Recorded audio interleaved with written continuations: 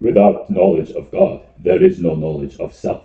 Again, it is certain that man never achieves a clear knowledge of himself unless he has first looked upon God's face, and then descends from contemplating him to scrutinize himself. For we always seem to ourselves righteous, and upright, and wise, and holy. This pride is innate in all of us.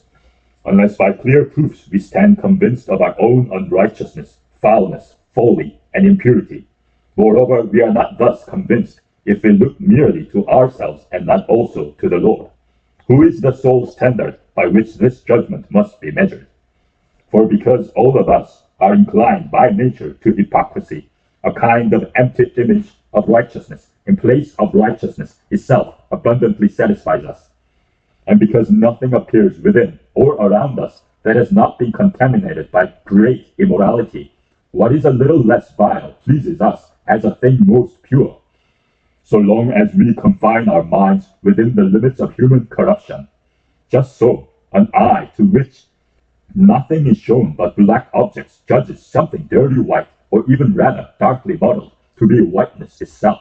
Indeed, we can discern still more clearly from the bodily senses how much we are deluded in estimating the powers of the soul. For if, in broad daylight, we either look down upon the ground or survey whatever meets our view around about, we seem to ourselves endowed with the strongest and keenest sight. Yet when we look upon to the sun and gaze straight at it, that power of sight which was particularly strong on earth is at once blunted and confused by a great brilliance, and thus we are compelled to admit that our keenness in looking upon things earthly is sheer dullness when it comes to the sun. So it happens in estimating our spiritual goods.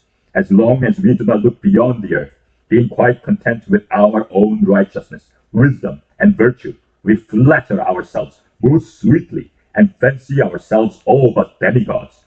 Suppose we but once begin to raise our thoughts to God, and to ponder his nature, and how completely perfect are his righteousness, wisdom, and power, the straight edge to which we must be shaped, then what masquerading earlier as righteousness was pleasing in us will soon grow filthy in its consummate wickedness. What wonderfully impressed us under the name of wisdom will stink in its very foolishness. What wore the face of power will prove itself the most miserable weakness. That is, that in us seems perfection itself corresponds to ill through the purity of God.